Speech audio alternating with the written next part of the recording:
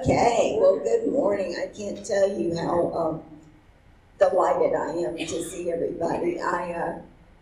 There's a lot of logistics that goes into organizing an event like this, and we have an incredible team of people, and even with that, sometimes we don't get your name spelled right, or we don't get your name where it ought to be and all that, but still, I'm so delighted to see so many of you, and I know we have a lot of visitors who are here for the winter, and we're just glad to give you a nice warm opportunity to learn something in the morning before it gets beautiful on the beach or the fishing or whatever else you're going to do today. So my name is Tamara Allen, and I am the director of the Carabel History Museum, who is basically the sponsor of these history talks. We do 4 of these a year. This is the second and final one of our winter series, and then we do, in the fall, we do 2 more.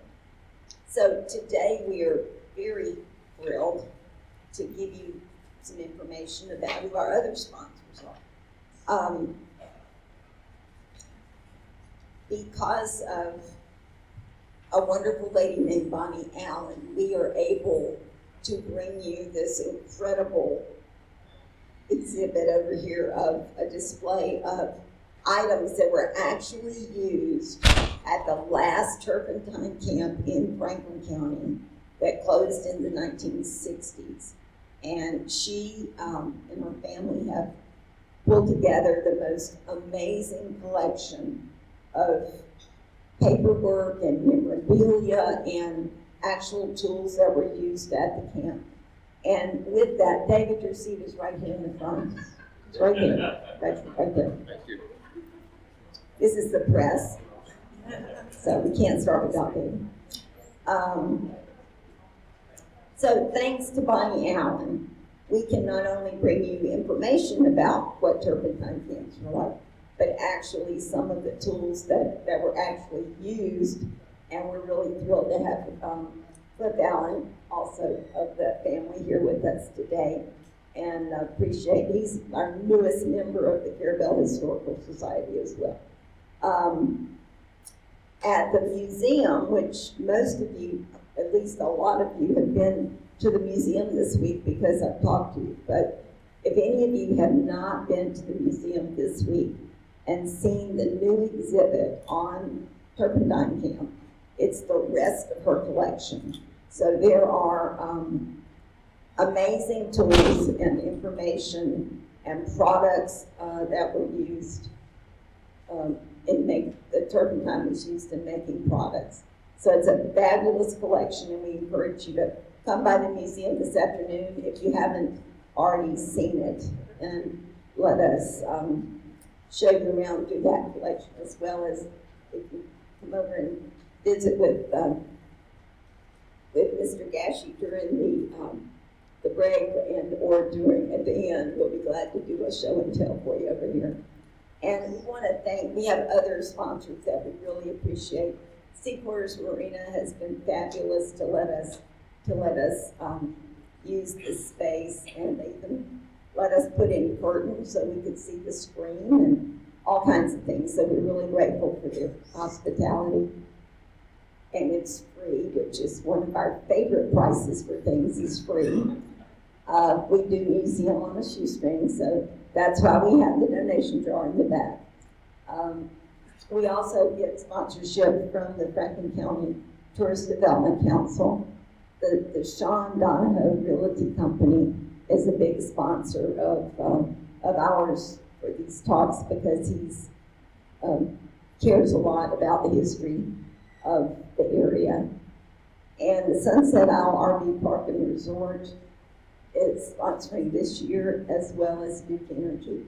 So we were very fortunate to get all of those things going. So let's see, I'm on my list of what I'm supposed to tell you.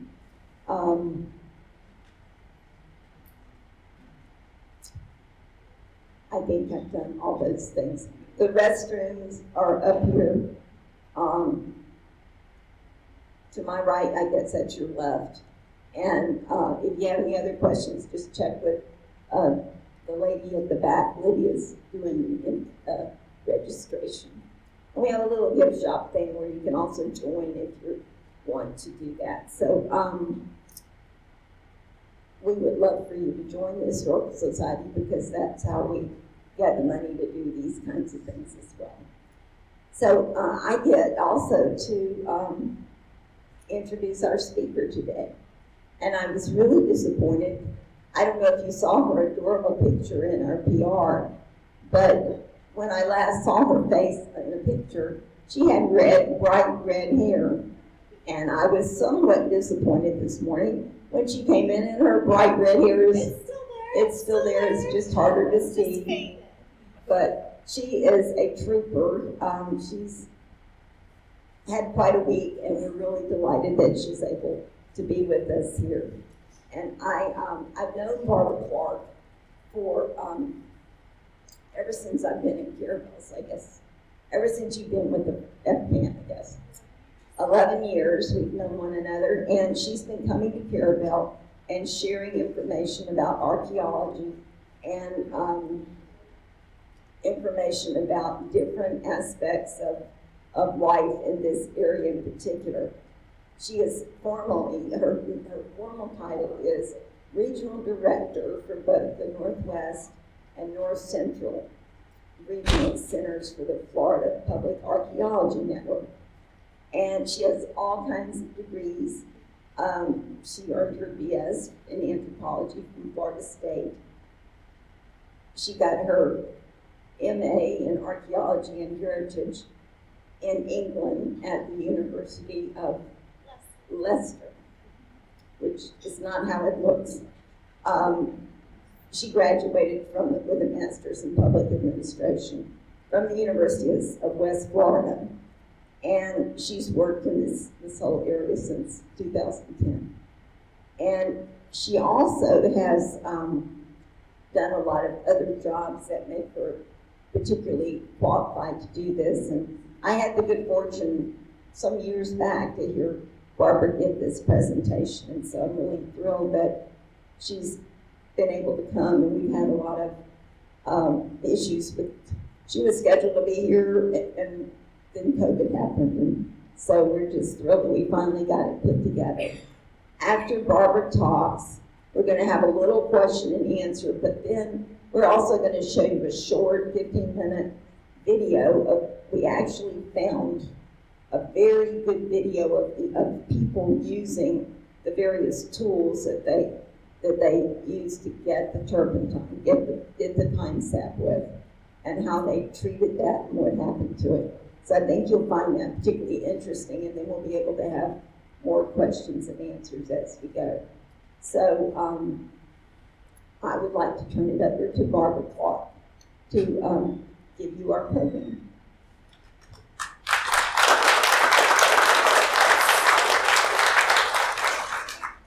Today we're here to talk about the naval store industry. How many of you are familiar with this industry? Quite a few. Has anybody here worked in the naval store industry? No. Okay, sometimes in my lectures I do get folks that have worked there, and I always want to talk to them after, so that's why I ask. Well, the naval store industry has quite a history in this area. If you've ever been walking around the forest, or even sometimes on private property, you might see what are cat faces in the trees and wondered what those are. Well, today you're going to find out. Now, in my research, I use a lot of information from Zora Neale Hurston. A lot of people know her as an author. She was also an ethnographer or an ethnographic anthropologist. She would go during the CCC era, right after, around the Depression, and she would visit these turpentine camps and write about them firsthand. You can find a lot of her documents online if you just Google Zora Neale Hurston turpentining. It's very fascinating. But the turpentine industry has a long, long history in the United States, even before we were the United States. During the colonial era, people in the Northeast were working the pine trees and sending the sap back to Europe. Now, early on, the way they would do that was not very sustainable. Eventually it would kill the tree or make it so it wouldn't produce sap anymore and eventually die. And the way they did it made it so it wasn't also good for logging. So it kind of wasn't really a good process in the early days. And as they killed the trees, they would start working south, and eventually they made their way down to Florida all the way into Texas, which is the longleaf pines natural territory. Now these are what those cat faces look like. Now, looking at this, how many of y'all have seen cat faces before in the wild? Good. So if they're getting a little bit more rare to see because you can really only find them on old growth forests. So as we have logging occurring, a lot of times these guys disappear. So I'm glad a lot of you have seen them in their native habitat. We also, it looks like, have some remnants of some over here. So please check them out if you haven't seen it. But the way this was done was with very specialized tools, which again, we have some up here.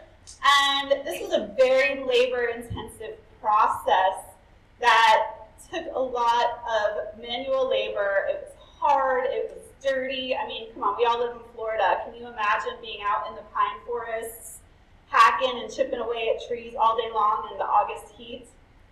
I can't, and I dig holes out there in the August heat.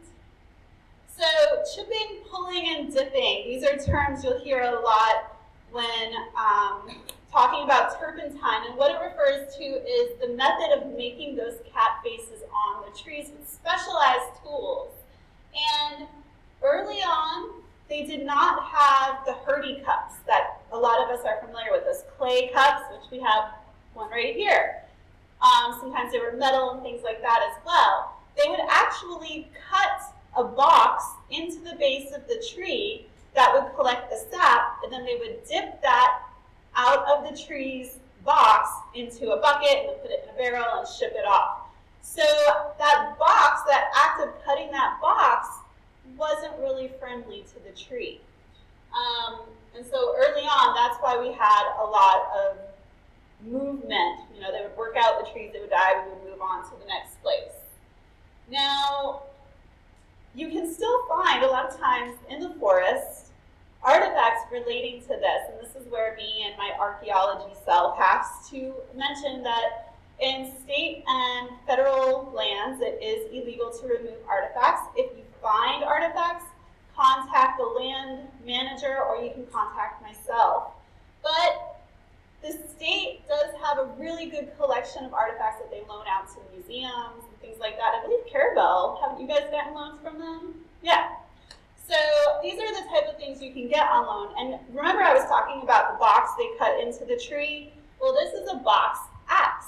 And it was specifically designed to cut that box into the tree, into the base of the tree.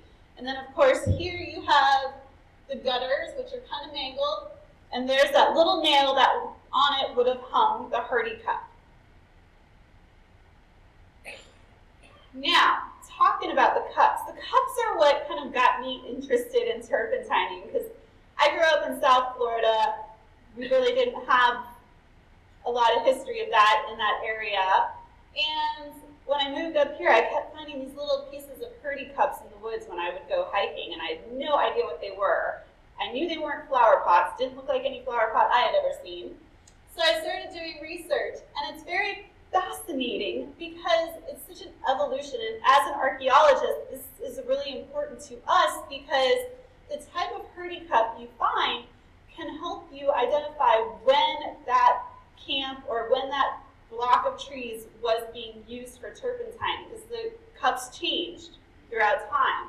Now, how many of y'all are Georgia Bulldog fans? Any Georgia Bulldogs? Hey, we have one. Well, Charles Hurdy, of which the Hurdy Cup is named, he was a chemist and a professor at the University of Georgia, and he was also their football coach, their first football coach, so he was responsible not only for the Hurdy Cup, but also for the Georgia football team.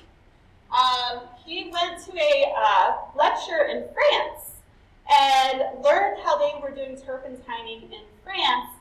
And there he learned of a more sustainable practice where they were hanging cups on the trees rather than cutting in boxes. And because of that, he came back to the States and he developed the Hurdy cup. Now, as you can imagine, having a clay cup out in the woods isn't always ideal. We find a lot of broken pieces out in the woods today, even still. So later on, they started experimenting with different types of metal and things of that. So you can find different shapes of cup and different materials, but we all commonly refer to them as Hurdy cups, but really the original is this guy right here. And sometimes you also see them made of a lighter colored clay. And as you can see, they all have their different time periods from which they were used. And it overlapped. It's not an exact way to find, the date of a turpentine camp. In archaeology, everybody always wants, like, from this date to this date, they were using this. And then this date to this date, they were using this. We're humans. I mean, I still use some things that my grandmother used, right, that have been passed down from me. We will use what is available to us. So it's not a perfect way to identify the time period. Now, of course, you have the Turpentine Still. And it worked just like any other still through distillation. And there were different grades of turpentine products, and they were used for different things. In Olustee, if y'all are familiar with that area, it's near Lake City, the Florida Department of Agriculture had a turpentine still that was used for experimentation and research and development. And they came up with a grading system, and different grades of turpentine and turpentine products were used for different things. Now, does anybody here know why it's commonly referred to as the naval store industry? They used it for ships, for wooden ships. They used it to caulk ships. They used it for the rigging, to waterproof it, and things like that. And that's why it's commonly referred to the naval store industry. But there were other uses for turpentine too. I've talked to folks that when they were kids, their mom used to give them a little bit of stuff to put on their cuts. I ride horses. We still put turpentine on horses' hooves. So it still is used. And it was a hard job, y'all. We didn't have a lot of the modern conveniences we do today. It was all steam powered early on. So you're out in the middle of the woods, out in the middle of nowhere. Of course, they had wood available to them, so they would have wood burning and steam fuel powered distillation processes. You would have, the folks that worked in the fields, pulling and dipping and things like that, but you would also have coopers and people working in the still, things like that. So this was a community of people kind of all working for the same goal. So here are some, I always find these old historic ads to be revealing and sometimes horrifying. And just interesting to kind of see what type of products that were made available. How many of you have ever used Vicks Vapor Rub? I mean, today it doesn't have turpentine in it, but if you used to use it as a child, there's a high likelihood that you used the version of Vicks that did have turpentine in it. It was used for all sorts of things. Furniture polish, Vicks Vapor Rub. The rosin was used to make soap. So it was used for a lot of different ways. This is a good one. To heal cuts and bites and to treat burns and colds. So it was medicinal, it was practical, really a good all-around thing to use. Now, of course, today we know that the FDA has found it to be a carcinogen. So if you do use it, you have to, abide by certain precautions to make sure that it's safe. Yes? The Indians took wood ash, not from pine, but from hardwoods, like oak, and crushed the charcoal up into super fine, and then mixed it with fresh turpentine, and made a tar, basically. They sometimes covered their cabins with it, because it's waterproof, and they used it to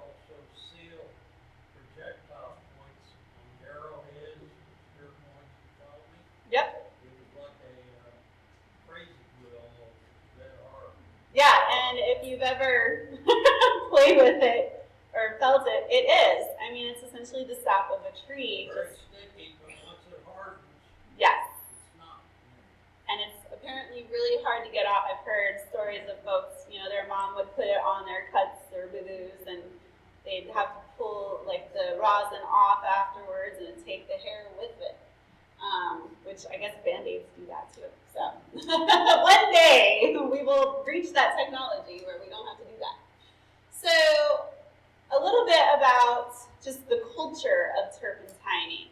Now, like I said, these were usually in very isolated places. If you're driving on State Road 65 and you see those little green signs that say it was a community, but there's absolutely no houses around anywhere to be seen, that was probably at one point a turpentine camp. And you'll notice that the railroad runs right down 65. What better way to get your product out and get it down to Apalachicola or Carabel or some major port and get it shipped out, right? So that's kind of the way it worked. These turpentine camps were semi-permanent, depending on the situation. We do have some camps where the houses would actually, and this occurred with logging too, the camp houses would actually be picked up and put on a train and taken down to the next area. That wasn't always the case. We do have very few turpentine structures that are still out in the woods that have been documented. Most of them no longer exist, but were documented before they were damaged and usually taken out by a hurricane. Yes? There's still two houses at Highway 65 between Gramercy and Highway 65 out there in the woods. There's a couple, especially in national forests and areas that are protected. Just like the tobacco barns up north of Tallahassee, they're slowly disappearing, and they're kind of a remnant from the past that I hope we can preserve at least a couple. But this is just a really good photograph of what I would consider a very nice turpentine camp. I didn't live back then, but in my mind, this is not what I imagine. That looks almost quaint. Here's some photos of just the people that would have existed in these camps, because I think it's really important when we're talking about the industry to bring in the human component as well. And as you can see, there's young children, there's women, there's African Americans, and there's white folks. Now, this was an industry that attracted everybody. Now, of course, the children usually weren't out working the turpentine fields, but you'd be surprised. Sometimes they were indeed. There were no child labor laws back then. You would have women taking in laundry to help, supplement the income.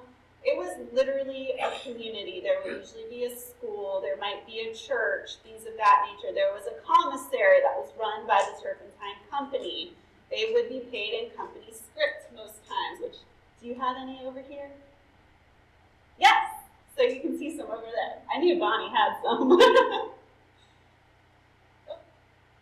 So here's some items that you can expect to find that kind of relate not to the turpentine industry, but to the people that lived there. Gaming was very common. There were no TVs back then. Most people couldn't read. So playing dominoes and dice and things like that were really popular pastimes. Buttons, medicine bottles, alcohol bottles, things of that nature, marbles. And what I like about archaeology is it tells a story of the people, of all the people, not just the people that were written about in history books. So the marbles, you can imagine some of those kids you saw in the previous photo just out in the turpentine camp, passing time playing marbles, right? You wouldn't hear about that necessarily in a history book about the turpentine industry. Now, as I said, people were paid in company script. Now, what you made varied drastically. Woods riders were kind of the foremen of the turpentine camp. They were the ones that kind of made sure everybody was doing what they were supposed to be doing. They would have made on average between $10 and $12 a month. Doesn't seem like a lot to us. And then, yes, there were female turpentiners, and you can see that they were paid only about $2 a month. The Woods Rider made $30 a month. I got that backwards. The adult male would make $10 to $12 an hour. Just dip in and hack in. Or a month. A month. Thank you, Tamara. Yeah, that'd be a really good wage. But, so housing was provided. So that seems like a pretty good deal, right? Now these camps, they didn't do background checks. You know, like a lot of our employers do now. You're out in a remote area. I have heard stories. There was one guy in Pensacola who was an outlaw. He sounds like he was somebody from out west. He was in shootouts, all sorts of craziness. Shootouts in the Turpentine camp. The law finally made their way out. By the time they did, he had long since gone. He went and started stealing from trains. All sorts of craziness was happening out in these Turpentine camps. It seems like the Wild West to me. Now, what did these folks eat, right? They did have their own gardens a lot of times to kind of supplement the food that they would have gotten from the commissary. Most of the commissary food was your staples, your flour, your sugar, your corn syrup, things like that. I was doing some research at the Florida Archives, and I came across a lot of receipts like this one you see from Sop Choppy Grocery for the Turpentine companies. Now, the Turpentine company would go to the grocery store close to town or in town, buy things wholesale, bring them back to sell at the company store for company script. As you can imagine, they kind of hike the price up. You've heard, I'm in debt to the company store. Well, you weren't allowed to move on to the next job or the next company or leave until you would pay your debt to the company store. If you didn't, the law would come looking for you. But what's really funny is as I was going through a lot of these receipts, one of the most common items on the receipts that would have, that they would buy in the greatest quantity was booze. Was wine specifically, different types of wine. But, they would be able to go hunting and things like that as well. But it was true, and I did read accounts of folks that just couldn't get out because they couldn't ever pay the company store back. Did I see a question? Yes? We ate a lot of coon possum and wild bull. Yeah, and I mean, hey, it's free, it's there, right? Now, as I said, the camps were really remote.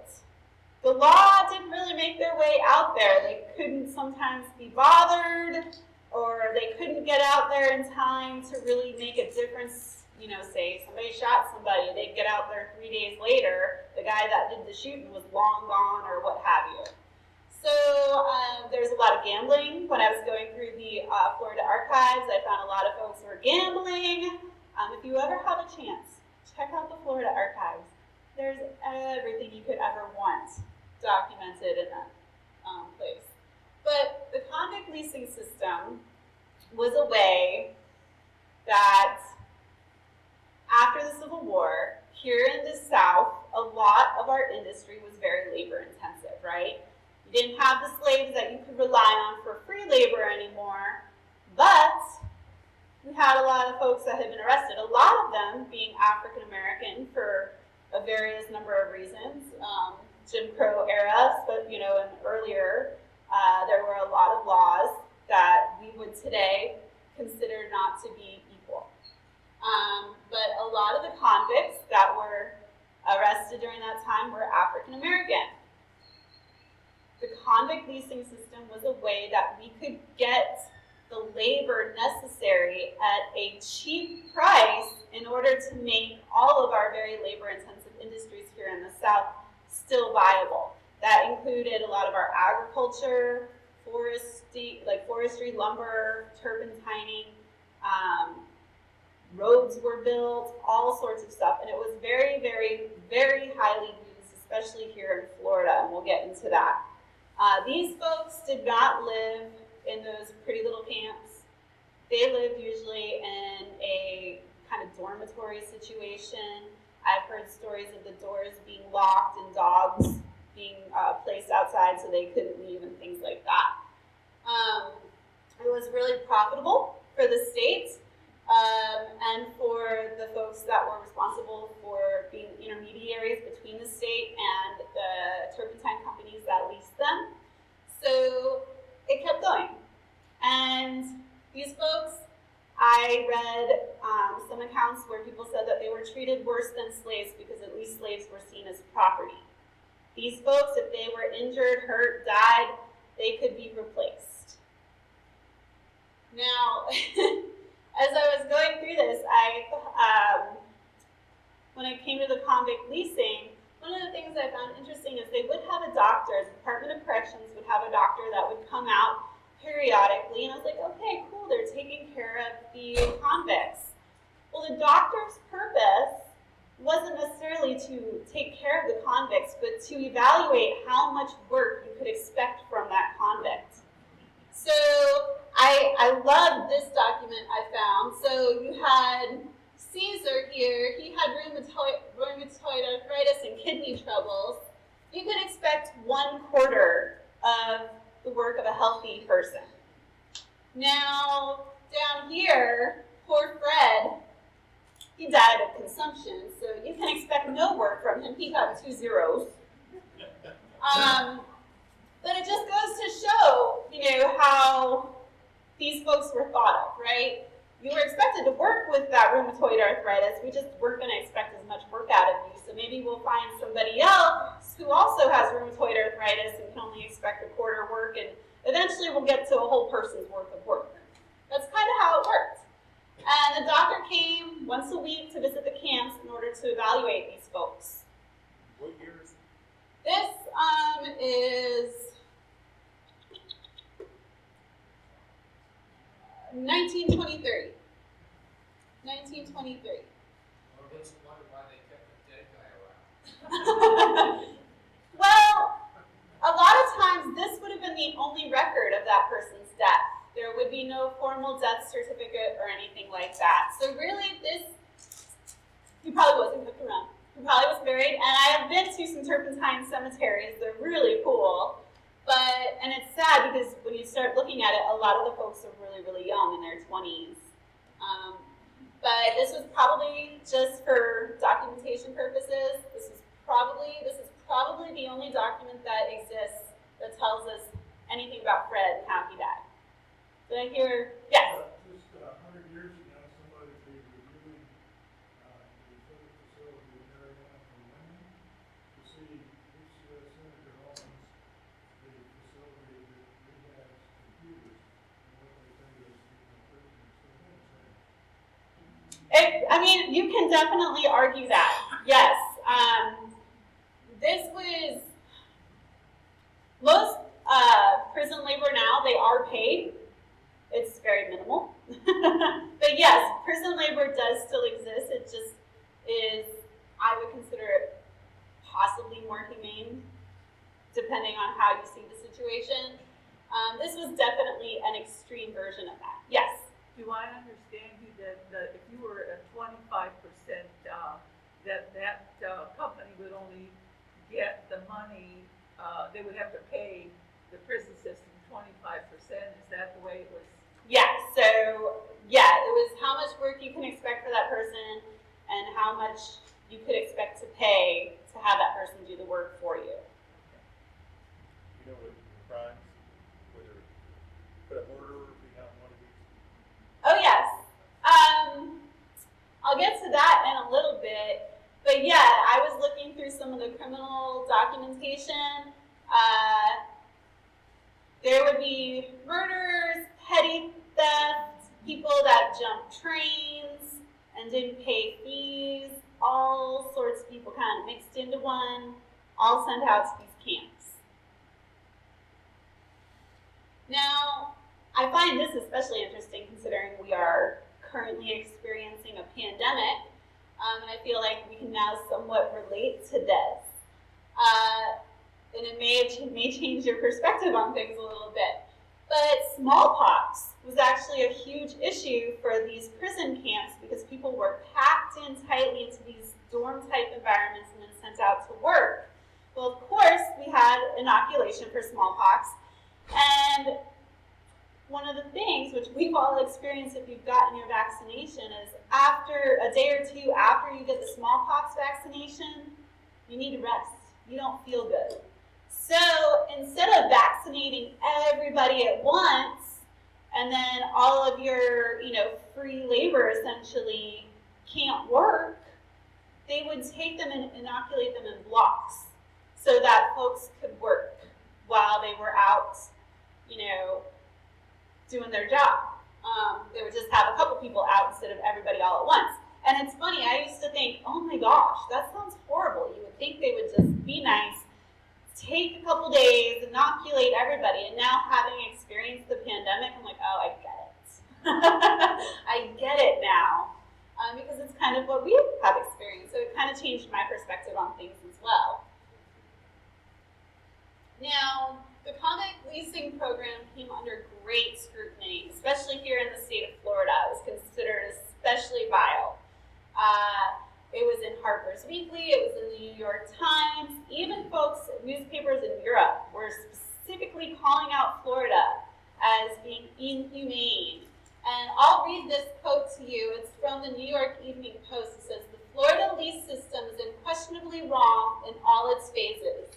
Till something is done, murder and cruelty will still continue to be legalized institutions in Florida, and she will continue to rank with the least civilized nations of the earth." And this was published in 1898. So even though the convict leasing system was used throughout the South, even up in the North, Florida's was considered especially brutal. And here's a photograph. This is actually from the Florida Department of Corrections. Here's a photograph of those dorms, the convict camp quarters. And they were cramped, usually overpopulated, because anything you could do to cut down on your costs, right? If you could put bunk beds in there, get people in there, with a less space, you wouldn't have to build a new building. That's profit. Now, the convict leasing system did eventually come to an end. Now, remember I said that the majority of convicts during this time period were usually African Americans? Well, you'll notice that this gentleman here is not African American, and that may be a significant factor in why the convict leasing system did come to an end in Florida. He was a young boy. He was from North Dakota. He hopped a train in Leon County to try and make it home. He was caught, and he was arrested for hopping the train, and he was incarcerated in Tallahassee for vagrancy in 1921. His family was outraged, of course. They sent money so that he could pay the fee, and then they also sent money so that he could buy a ticket on a train and make his way home. Somehow, leave it to your own imagination, I couldn't find any documentation to support either way, but somehow that money never made it to Leon County courts. Nobody was ever notified that his fees had been paid. So he was sent to work a turpentine camp down near Chiefland in that area, and he became sick. And because he couldn't do the work that he was supposed to be able to do, he was whipped. He was whipped a lot. Later that night, he died of his injuries. His family became aware of this, of course, and was very confused and very upset because they had sent the money. So why was Martin working in the turpentine camps? Well, they sued the state of Florida. Governor Hardy later on signed a bill making it illegal to use convict labor in the state of Florida. And so in 1923, it was made illegal. And that is the end of this convict leasing period in Florida. Now, like we said, we still do use convict labor. It just is different. So in addition, that was one of the reasons that, especially in Florida, the industry declined, right? Now we had a severe labor shortage. We couldn't use that really cheap labor. So, of course, when that happens, you go to using really cheap labor, unskilled labor, and it became so severe, the pay was so low, that you could make more money on welfare than working in the turpentine camps, working in the turpentine industry. So why would you want to do that job, right? Now, there were other issues. Remember I told you about that research and development distillery in Olesti? This is a photograph of it. And it's called the Naval Stores Research Station, and this is in 1954. We did have turpentine in some areas up into the 60s and 70s. Some have even told me that they remember working in the 80s, which is quite possible. But there wasn't any research. There were no developments. What happened to our ships? What's different between our early battleships and our battleships now? They're made of steel. You don't need turpentine to caulk a steel ship. So one of the most major uses for turpentine was no longer necessary. You didn't have any research and development in other ways that you could utilize it. We also had other products that came on the market. Tung oil, for example, which if you go to Tallahassee, there were tung oil plantations there. You also had a price support system in which the government had a big stockpile of turpentine. And it caused volatility in the market because nobody ever knew when they were going to release it onto the market. So pricing was an issue as well. So eventually, the turpentine industry came to an end. But we still have so much rich history in it, and it did lead to other, developments and things. And one thing that every time I give this presentation, I am blown away by the number of people, especially in this area, who either had family that worked in turpentine or had turpentine camps they think on their property, and they're really interested in learning more.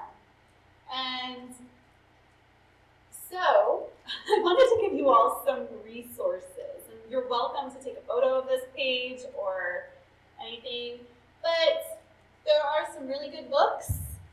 Your local library will have a lot of them, especially the libraries in Franklin and Wakulla counties, just because it's a popular topic. But Pete Jarrell wrote a wonderful book on the illustrated history of the naval store. And this book is really neat because it talks about the production aspect, things from the crown of the tree. The bigger the crown of the tree, the more turpentine you can expect to get from it. He has descriptions and diagrams of different types of stills. So there's a lot of information. If that's the type of stuff you're interested in, you can get it from that book. It's really interesting, and I know at least the Wakulla County Library has it.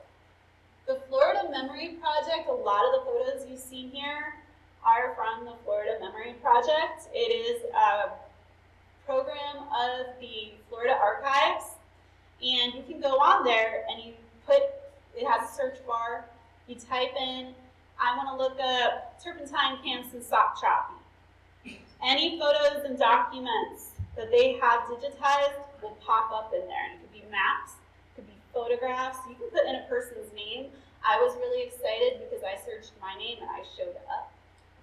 So I don't know if that just means I've been doing this job too long or... But I was really excited. I'm like, I'm on the memory project, you guys. But also, there's some other really good books. The Exploring Florida's Emerald Coast by Jean Lufkin-Bullier is really great.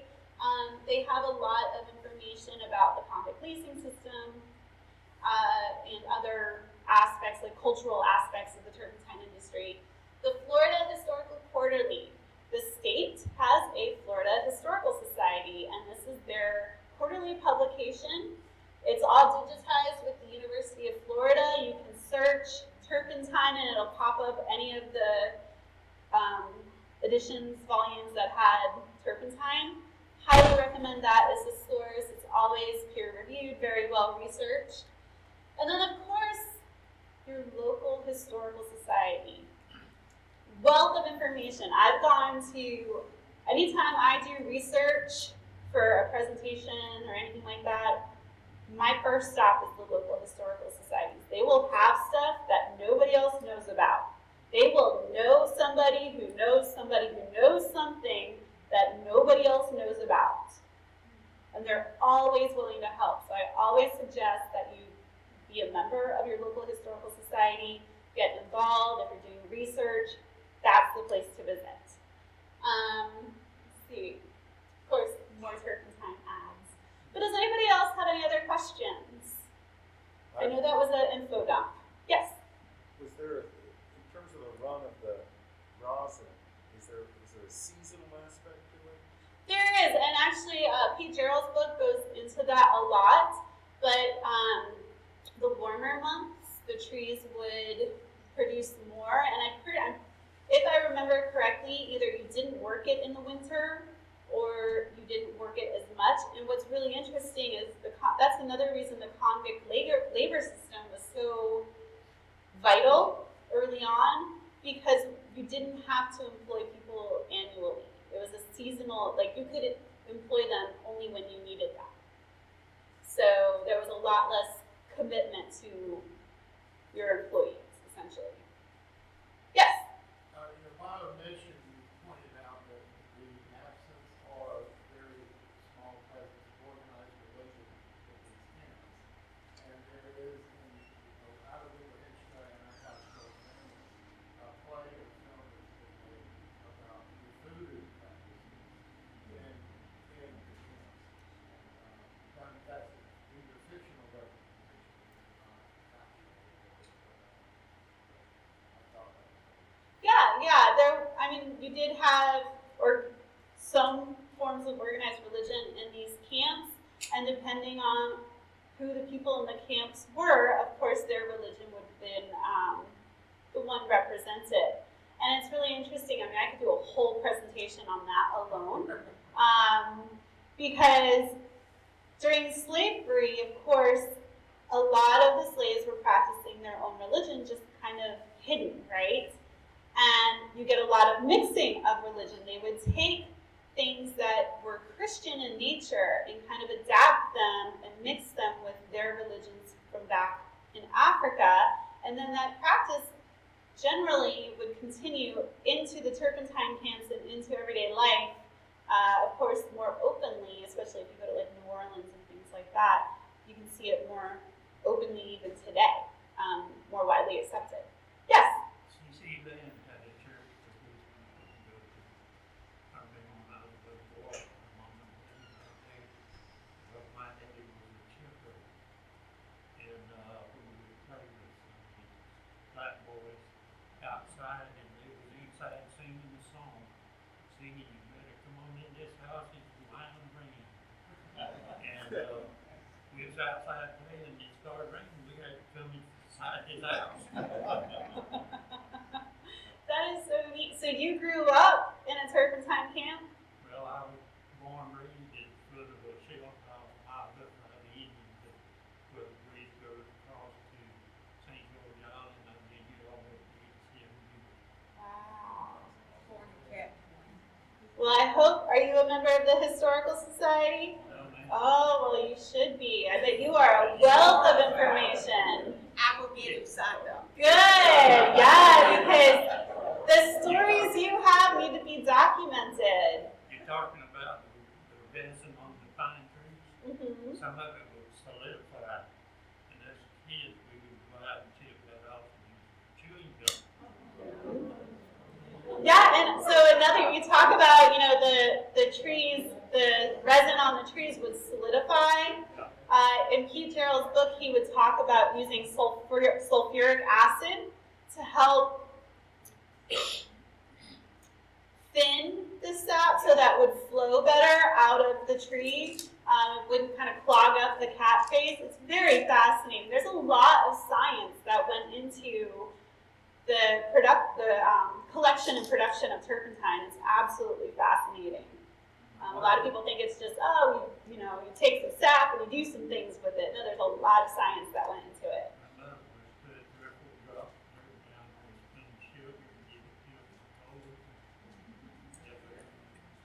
Yep, yeah. I mean, it was a ready, easily accessible remedy for a lot of things. I'm just looking at the picture. It's called gum turpentine. I'm assuming if you open that bottle and pour it out, it's just really thick. No. This or is it? No. Okay. Yeah, so there were, like I said, there were different grades used for different things. Some of it was really thick, like the stuff they would use. I thought you said caulk. I'm thinking, okay. Yeah, and they would also coat the rigging on ships with it. But then, like I said, if you ride horses or you have horses, you probably have a bottle of turpentine in your tack room, and it's really thin, and you just brush it on the horse's hoofs. But yeah, there was really thick stuff. There was really thin stuff. There were different grades. What product came out of the Turpentine Still area? What was So you shipped had away? the rosin, which would have been, In a barrel? well, it all went up in a barrel. That's how you would ship it. But you would have different grades of turpentine. You would have then what was left over after the distillation, and that was your rosin and like the thicker, gooier products, is my understanding, and that would have been used for something different than, say, the turpentine itself. Where did it go? Yeah, pitch and tar. So that would have been the stuff that was used for more commercial type purposes, boats. I think I've heard it used in construction, like roofing type stuff, And things where did like it that. get shipped to? Oh, That's globally, everywhere. We were shipping I it. mean, out of the still. Oh, it would go in this area. Yeah. A lot of times it would go to Appalach.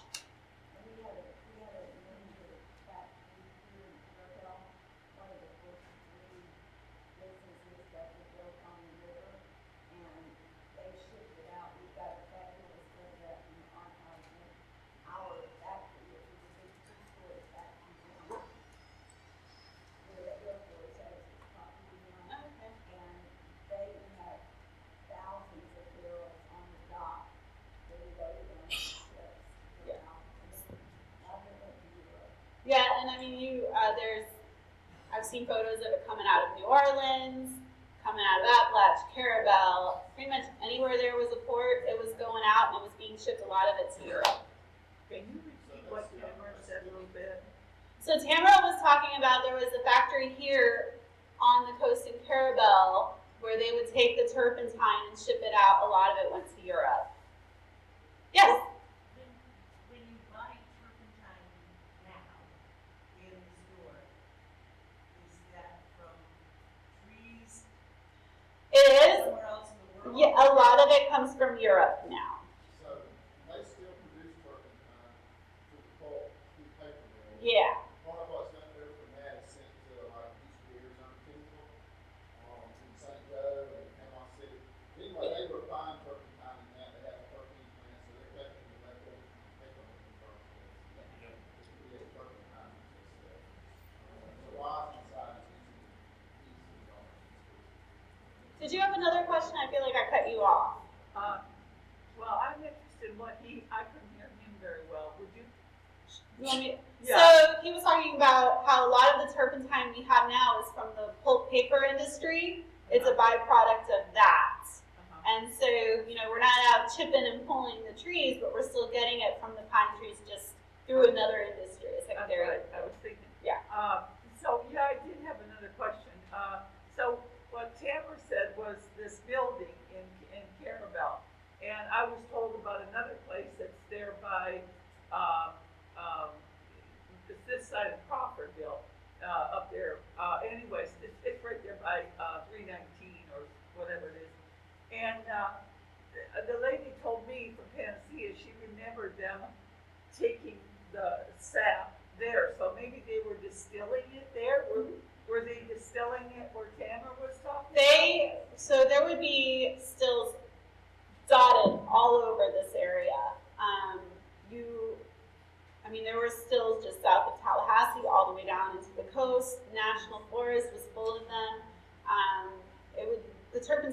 company usually had their own still. They would distill it and then they would send it to the coast where they would ship it out to wherever it was gonna go. So mostly they were putting it in barrels suitable for. Yes. Yeah. Yeah, and one thing I didn't mention about these stills is how volatile they were. If you go on the Florida archives, one of the things you will find very prevalent if you put in Turpentine Still is photos of Turpentine Stills on fire. Yes? My mother, Martha H. Weymouth, up in Indiana, in the 70s, she died. She was an artist. Back then, there weren't any turpentine substitutes for oil painting. And she got pneumonia from breathing the turpentine fumes and died. Yeah, one of the most prominent uses of turpentine besides the naval store industry was paint thinners, things like that. So yeah. C.C. Land had his own business. I'm sorry? C.C. Land had his own steel, and they were going about 18 miles up Highway 65. It down Buckhorn to call Buckside. He had to They were everywhere. Yeah. And they're very, it's hard to find working stills now, but I do know that the University of Florida's Division of Forestry, their Department of Forestry there, they have a really good forestry program. They, I believe, have a still, and then also there's one at the Agricultural Museum in southern Georgia. They do actually apparently occasionally do runs of turpentine to kind of show you how it's done. So if you're ever interested in that, definitely. Where is that? It's the Agorama. Does anybody remember where it is exactly? Is it Pulpit? Tifton. There we go. It's in Tifton, Georgia. And actually, the Agorama, or I think they have a new name now, but it's really cool if you're interested in any of the more agricultural-based industries that we're here in the South. That's a great place to learn about them. It's really neat. This might be a great place to show our little video because it does actually show human beings working with the various tools and going through the whole process of various aspects of the All right. Well, we'll show the video, and I'm going to stick around if anybody has any other questions afterwards. All right, so stick around after the video. Tamara has some stuff to talk about, and I'll be here as well. So thank you guys. Oh, one more.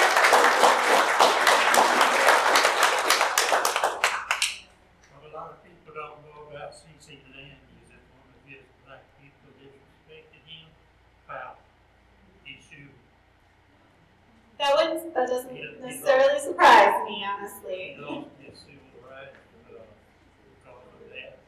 The man lived in Bristol. His last name was Franklin, and he did the same thing. Only he killed on him because that was the fingers off, and they called him Stub Franklin. Oh my gosh. And he wound up being a Pentecostal holy preacher. Well.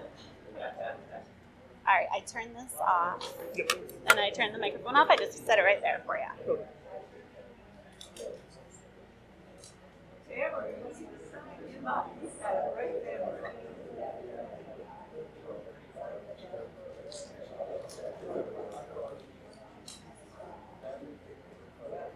Oh.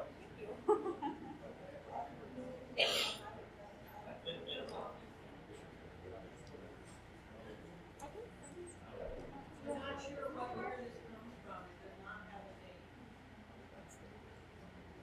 The book does not have a date. We're not exactly sure when it came from, but the process is pretty much time irrelevant. It's the same process up until the very last decade or so.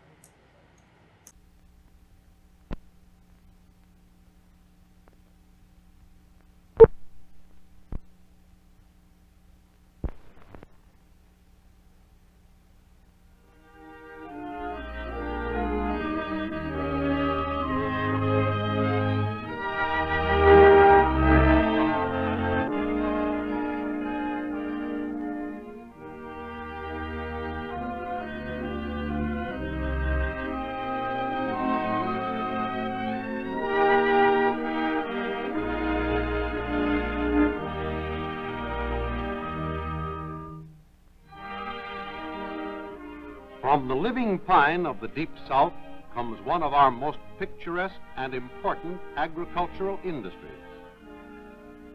Rich in the traditions of the past, but geared to the tempo of the present, this industry presents a thrilling chapter in the story of American ingenuity and progress. From these pines comes the raw product called gum, the source of gum rosin and spirits of gum turpentine. These two primary products are called naval stores, coming from the early use of rosin in the caulking of ships and tarring of ropes. The United States produces about 75% of the total world supply of these important farm products. All of this comes from a group of 8 southern states reaching from North Carolina to Texas. About 1/2 of the entire world supply is produced in Georgia. Throughout the southeast, millions of acres of living pine are yielding their crop of vital gum.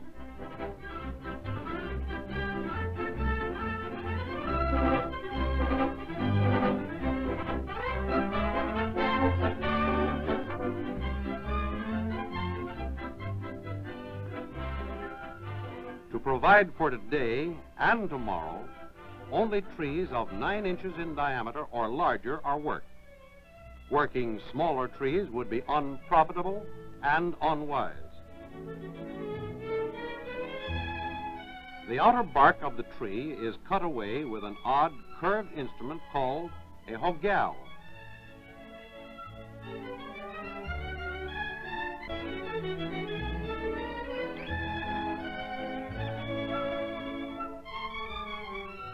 When the rough bark is removed, the face is ready for installing tins. The broad axe is used to make a cut about 1/2 inch in depth. The gutters are then placed and the tins are sealed with gum.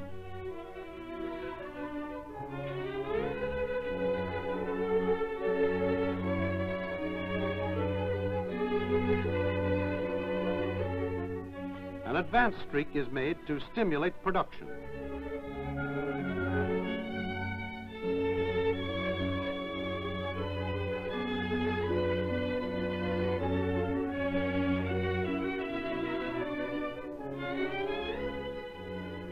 Almost immediately, the gum begins to run from the face, down the gutters, into the cup. A tree yields on an average of about 7 to 8 pounds of crude gum a year. Chipping begins in the early spring and continues for about 9 months or until late fall. A streak is added each week. About 1/2 inch of wood is cut away. Different instruments are used to streak the trees. The one known as the hack is used for low faces.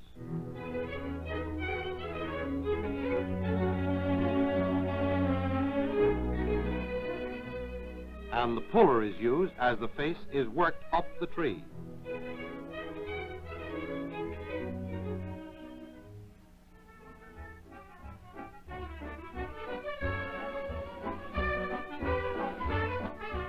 Crews of dippers harvest the crude gum from each tree about every 2 weeks during the summer months.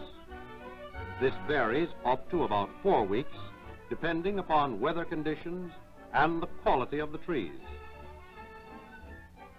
Following the same route on each operation, these dippers never miss a tree.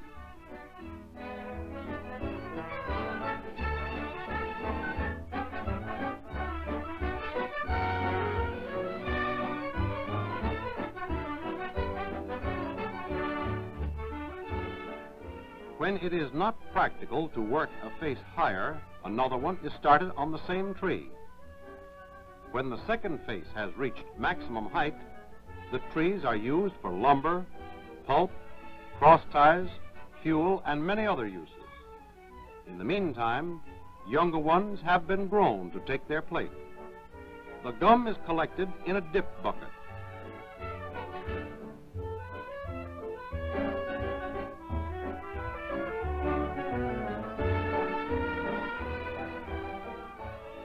When the dip buckets are full, they are poured into a barrel on the wagon.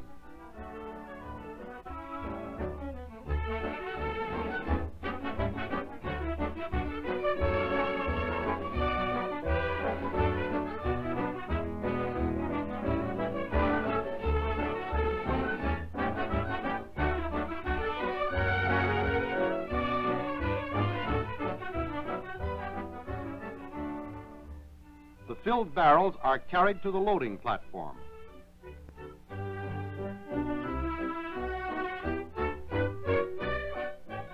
Here they are placed on trucks and taken to the Turpentine Still.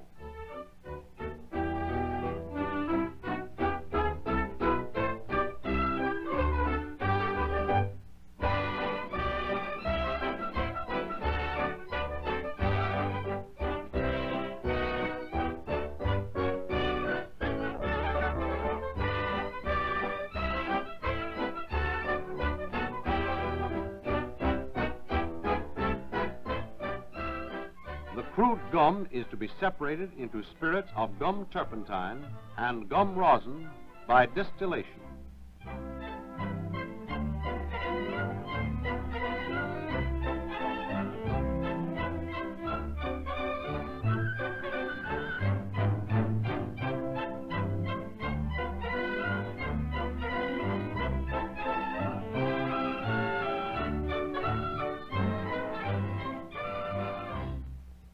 The barrels are emptied into the still, and the gum is heated. When the temperature reaches about 212 degrees, the turpentine and water begin to separate from the crude gum. Distillation continues until the temperature is more than 300 degrees. Water, being heavier, goes to the bottom, leaving the turpentine on top.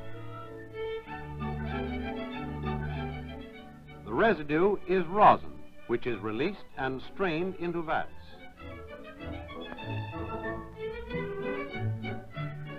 A sampling device is placed in each drum, and the hot liquid rosin is then dipped into these drums to solidify.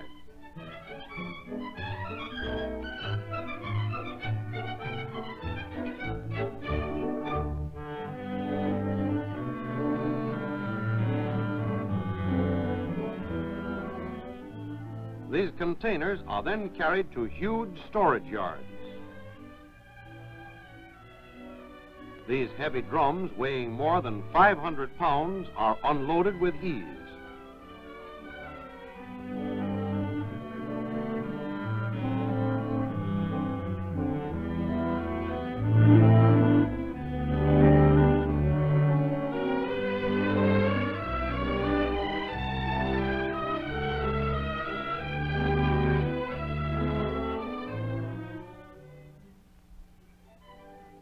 At the storage yard, each drum is carefully weighed.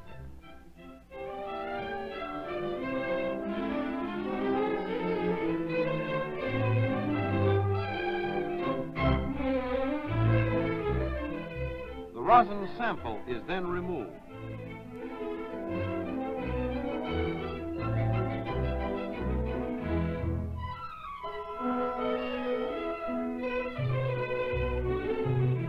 A trained inspector matches its color with the official standard types. Perhaps this is Nancy, Water White, George, Isaac, or Mary. The grade and weight is written on each drum, and this determines the amount to be paid the producer. Out into commerce this farm product goes to meet vital needs at home and abroad.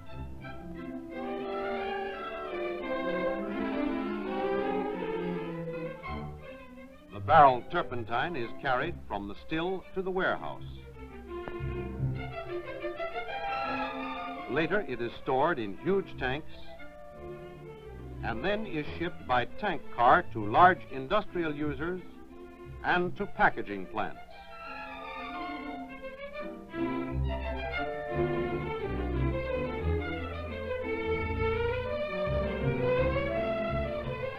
When packaged and sealed, the product is ready to be used in innumerable ways in the household and elsewhere. One of the principal uses of gum turpentine is for thinning paint. The magic touch of paint turns what was just a house into an attractive home, more valuable, more beautiful, and more enduring. Floor polish, insect powder, soaps,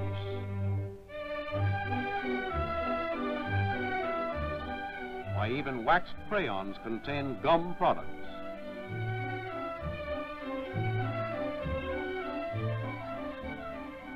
Plastic wood for mending and repairing.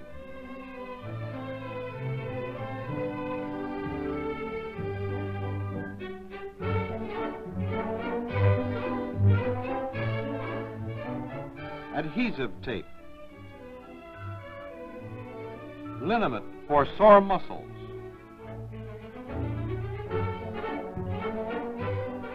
Camphor and hundreds of other uses.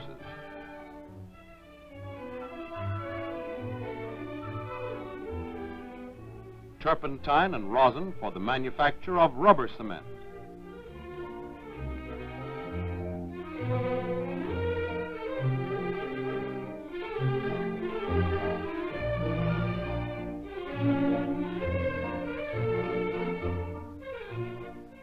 Axle grease and other lubricants.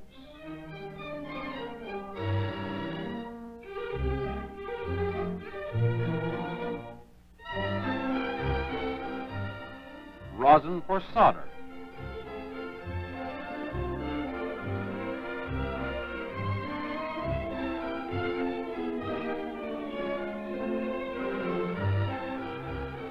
Even in the arts.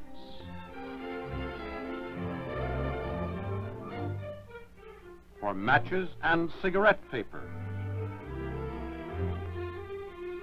Turpentine for shoe polishes. And rosin for paper sizing and printer's ink, making possible our modern press. Teamed up with the naval stores industry, science is creating new uses for these farm products and improving the older ones.